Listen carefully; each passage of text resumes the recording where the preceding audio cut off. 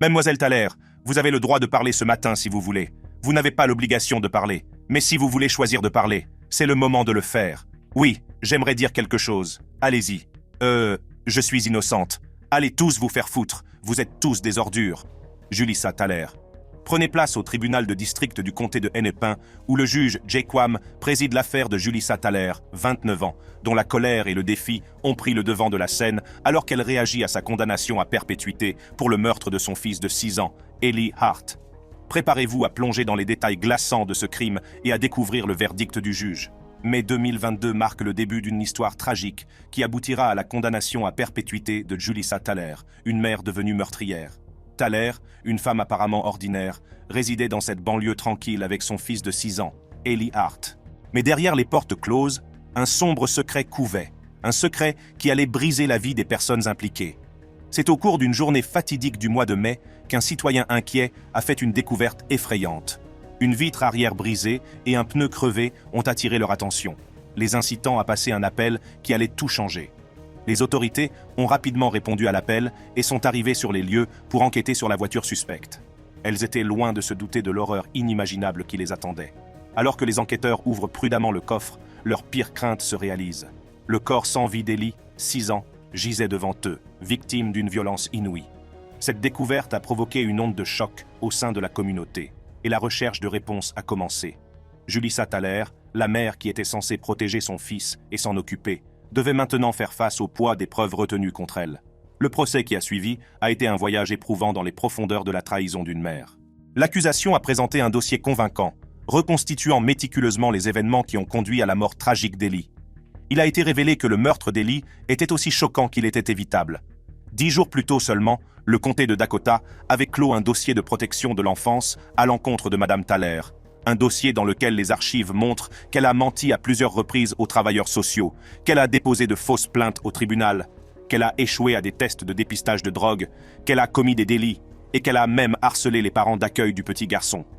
Les révélations proviennent de centaines de pages de courriels échangés entre les agents de protection de l'enfance, de notes de ces derniers, de rapports de police et de transcriptions judiciaires. Le tribunal a également appris que, pour sa sécurité, Eli avait été retiré de la garde de sa mère en janvier 2021, après une série de troubles mentaux. Malgré une série de signaux d'alarme, les autorités ont rendu Eli à sa mère 11 mois plus tard pour ce que l'on appelle une visite d'essai à domicile. Même lorsque le père de l'enfant, Tory Hart, a déposé plusieurs plaintes contre Madame Thaler, qui avait un long passé de toxicomanie, de paranoïa et d'autres problèmes de santé mentale, et que la police s'est rendue chez elle 21 fois en 10 mois, elle s'est vue accorder la garde complète d'Eli. Peu de temps après, le corps du jeune enfant est découvert dans son coffre. Il avait été abattu de 9 balles. La tension règne dans la salle d'audience, tandis que l'accusation présente les preuves de la culpabilité de Julissa Thaler. Les témoins ont dressé le sombre tableau d'une mère qui s'était égarée. Puis vint le moment où Julissa Thaler eut l'occasion de s'adresser à la cour. Son emportement a choqué toutes les personnes présentes, car elle a proclamé avec véhémence son innocence et proféré des injures à l'encontre de la cour et des personnes présentes. « Mademoiselle Thaler, vous avez le droit de parler ce matin si vous voulez. Vous n'avez pas l'obligation de parler. Mais si vous voulez choisir de parler, c'est le moment de le faire. Oui, j'aimerais dire quelque chose. Allez-y. Je suis innocente. Allez tous vous faire foutre. Vous êtes tous des ordures. » Bien qu'elle ait clamé son innocence, les preuves contre Julissa Thaler étaient accablantes. Et en ce jour fatidique, un juge du comté de Hennepin a rendu le verdict final. Rien de ce que je fais ne rendrait justice à cette situation. Rien de ce que je fais ne soulage la douleur. Ce que vous avez causé en faisant cela. Mais ce qui est, selon la loi, est juste une peine juste pour ce que vous avez fait. Et tout ce que vous avez dit, c'est la prison à vie sans possibilité de libération conditionnelle. Julissa Thaler passera le reste de sa vie en prison, sans possibilité de libération conditionnelle. Alors que la salle d'audience était en train d'être évacuée, Thaler, qui était l'image même de l'absence de remords, a été vu en train de montrer un doigt d'honneur à la caméra. Taylor Chabuzines. Prenez place dans une salle d'audience du comté de Brown où Taylor Chabuzines est sur le point d'être condamnée pour le meurtre horrible de Chad Tyrion. Le 23 février 2022, elle a assassiné et démembré Tyrion avant d'agresser sexuellement son cadavre. Préparez-vous à découvrir la vie de Taylor Chabuzines, une femme autrefois ordinaire, qui se retrouve au centre d'une histoire sombre et tordue qui vous fera vous interroger sur les profondeurs de la dépravation humaine. Par une froide nuit de février 2022, La paisible ville de Green Bay, dans le Wisconsin, est sur le point d'être ébranlée par un crime horrible qui laissera la communauté en état de choc. Au centre de cette horrible histoire se trouvait Taylor Shabusness, une femme apparemment ordinaire qui cache un lourd secret. Taylor Shabusness, une femme de 25 ans, a eu une relation tumultueuse avec Chad Tyrion, un homme de 24 ans. Leur relation était marquée par un mélange toxique de toxicomanie et de violence. En cette nuit fatidique du 21 février, le couple s'est retrouvé dans le sous-sol de la maison de la mère de Tyrion, où ils ont décidé de s'adonner au monde dangereux de la méthamphétamine. Le couple, rejoint par un ami, s'est rendu dans un appartement de l'avenue Eastman, où ils ont fumé du cannabis. Shabusness a affirmé que Tyrion et elle s'étaient également injectés du trazodone dans l'appartement après le départ de l'ami. Ils sont ensuite retournés chez la mère de Tyrion pendant que sa mère et son petit ami étaient absents. Le couple est descendu au sous-sol et a commencé à avoir des relations sexuelles. Shabusness a affirmé qu'ils avaient l'habitude de pratiquer l'asphyxie érotique lors de rencontres antérieures et que, cette fois-ci, ils avaient utilisé des chaînes métalliques. Sous l'emprise de la drogue, Shabusness a ensuite commencé à étrangler Tyrion jusqu'à ce qu'il se mette à cracher du sang. Elle a continué jusqu'à ce que Tyrion soit décédé, ce qui a pris entre 3 et 5 minutes. Mais l'horreur ne s'arrête pas là. Consumé par une noirceur que peu de gens peuvent comprendre, Shabusness a procédé à la décapitation et au démembrement du corps sans vie de Tyrion. Le sous-sol, autrefois lieu de refuge, est devenu une scène de crime épouvantable, avec des morceaux de corps éparpillés comme des pièces de puzzle macabres. Shabusness ne s'est pas arrêtée à la cave. Elle a méticuleusement placé des parties du corps de Tyrion dans toute la maison, comme pour narguer les autorités qui finiraient par découvrir son acte odieux. Et pour choquer encore plus la communauté, elle a même laissé certains de ses restes dans un véhicule, un rappel glaçant de la brutalité dont elle était capable. La découverte des restes de Tyrion se fera quelques jours plus tard, le 23 février 2022. Sa mère, inconsciente de l'horreur qui l'attend, fait une découverte effroyable dans la cave. Un seau, rempli de la tête coupée de son fils bien-aimé, a provoqué une onde de choc dans son corps. Les autorités n'ont pas perdu de temps pour appréhender Shabusness. Les preuves étaient accablantes et la communauté exigeait des réponses. Ce jour-là, cette femme autrefois ordinaire est devenue un symbole des ténèbres, un nom qui sera à jamais associé à des actes inqualifiables. Au fil de l'enquête, l'ampleur réelle de la dépravation de Shabusness est apparue au grand jour. Il a été révélé que la consommation de drogue du couple avait alimenté une relation toxique qui était devenue incontrôlable. Les drogues avaient obscurci leur jugement, les entraînant sur la voie de la destruction. Le procès qui a suivi a été émaillé de détails choquants et de témoignages émouvants. La défense, quant à elle, a cherché à humaniser Shabusness. Elle l'a décrite comme une jeune femme troublée, victime de circonstances indépendantes de sa volonté. Ils ont affirmé que ces actes étaient le résultat de sa relation tumultueuse avec Tyrion et de l'influence de la drogue. Mais l'accusation a répliqué en rappelant au jury que les luttes personnelles ne pouvaient en aucun cas justifier un acte aussi brutal. Un jury, confronté à des preuves accablantes, a déclaré Shabusness coupable d'homicide volontaire au 1er degré, d'agression sexuelle au 3e degré et de mutilation d'un cadavre. Malgré ses plaidoyers de non-culpabilité et de non-culpabilité pour cause de maladie ou de déficience mentale, le jury a vu clair dans sa façade, déterminant qu'elle n'était pas atteinte d'une maladie mentale au moment du crime. Le fait qu'elle ait publiquement attaqué son avocat dans la salle d'audience après qu'il eut demandé que la date du procès soit repoussée pour que des experts puissent déterminer si elle était apte à subir un procès n'a pas non plus aidé. Une femme condamnée aujourd'hui à la prison à vie, sans possibilité de libération conditionnelle. Taylor Shabusness, âgée de 25 ans, était condamnée pour le meurtre et démembrement et agression sexuelle de Chad Tyrion à Green Bay en 2022. L'audience de détermination de la peine s'est déroulée dans la plus grande sérénité. Le juge de circuit du comté de Brown, Thomas Walsh. Le juge Walsh a commencé par reconnaître la gravité du crime commis par Shabusness. Il a souligné que les actes qu'elle avait commis dépassaient l'entendement et choquaient la communauté au plus haut point. Il a parlé de la douleur infligée à la famille de Tyrion, de la perte qui ne pourra jamais être complètement guérie. Shabusness a été condamné à la prison à vie sans possibilité de libération conditionnelle. L'impact de la sentence s'est fait sentir dans toute la communauté. Certains ont éprouvé un sentiment de soulagement, sachant que Shabusness ne marcherait plus jamais parmi eux. D'autres ont été confrontés au poids de la décision, se demandant si la justice avait vraiment été rendue. Shannon Fox Hamblin. Ensuite, nous nous rendons au tribunal du comté de Whitley, où Shannon Fox Hamblin comparaît de façon spectaculaire. Préparez-vous à être captivé par la découverte des détails choquants du crime de Shannon, de sa comparution dramatique devant le tribunal et de la tournure inattendue des événements qui a laissé tout le monde abasourdi. De ses confrontations avec les employés du commerce de détail à sa crise virale filmée, l'histoire de Shannon nous rappelle avec effroi les conséquences d'une colère incontrôlée et d'un sentiment de droit. L'histoire de Shannon Fox Hamblin commence par une série d'incidents qui lui ont valu le titre infamant de Karen en colère. Connue pour son tempérament explosif et son comportement conflictuel, Shannon avait la réputation de semer le chaos partout où elle allait. Vers 14 h, le 20 février 2017, Shannon Fox Hamblin, 42 ans, de Rockholds, se trouvait devant le tribunal itinérant du comté de Whitley, devant le juge Paul Winchester, pour une audience de révocation de la caution. Sa caution était révoquée pour s'être soustraite à une surveillance de probation et pour avoir échoué à un test de dépistage de drogue indiquant la présence de méthamphétamine. Le juge Winchester a tenté de lui désigner un avocat, mais Shannon a choqué la salle d'audience en refusant d'être représentée, déclarant qu'elle avait le droit de refuser l'assistance d'un avocat et que c'était Jésus-Christ qui la représenterait. Très bien, je vais donc nommer M. Findel vous représentera aujourd'hui. Non, je ne veux pas de M. Findel. J'ai ce droit à votre honneur, et Jésus va représenter à travers moi. Je ne veux pas de conseil juridique. D'accord, d'accord. Elle a alors déclaré qu'elle avait quelque chose à dire, et lorsque le juge l'a autorisé, Hamblin a eu ces mots bizarres pour la salle d'audience. Qu'est-ce que vous voulez dire? Je veux dire que j'ai vécu durement, aimé dur, joué dur, mais j'ai été sauvé et appliqué le sang. Je suis gracié par Jésus-Christ, d'accord? J'ai trébuché et j'ai échoué à de nombreuses reprises, et la miséricorde a plu depuis ce banc. Non pas parce que je l'ai mérité, mais parce que je suis sûr que quelqu'un a prié. Le juge, qui en avait assez des sermons, est allé droit au but. D'accord, laissez-moi vous poser une question. Oui, l'allégation est que vous avez omis de report to probation parole. Ok monsieur, je n'avais rien dans ce monde. Tout ce dont j'ai besoin, c'est d'une réponse. Tu es parti? Non. D'accord.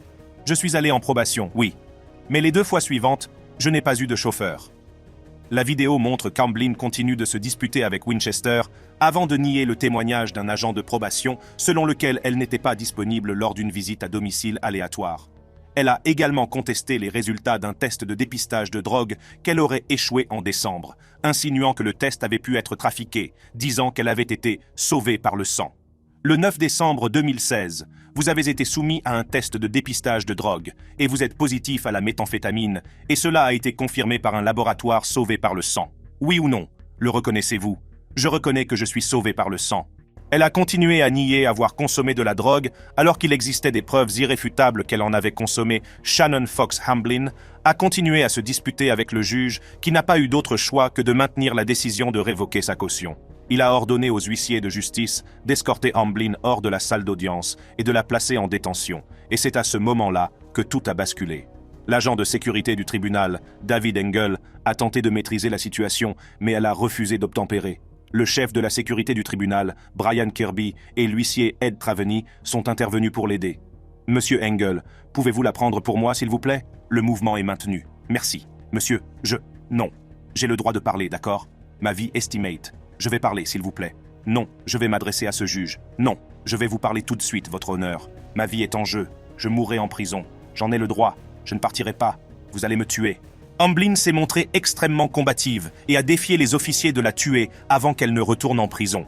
Hamblin a dû être emmenée physiquement par les 3 hommes hors de la salle d'audience et on pouvait l'entendre crier alors qu'elle était escortée vers une zone de détention, même après la fermeture de la porte de la salle d'audience.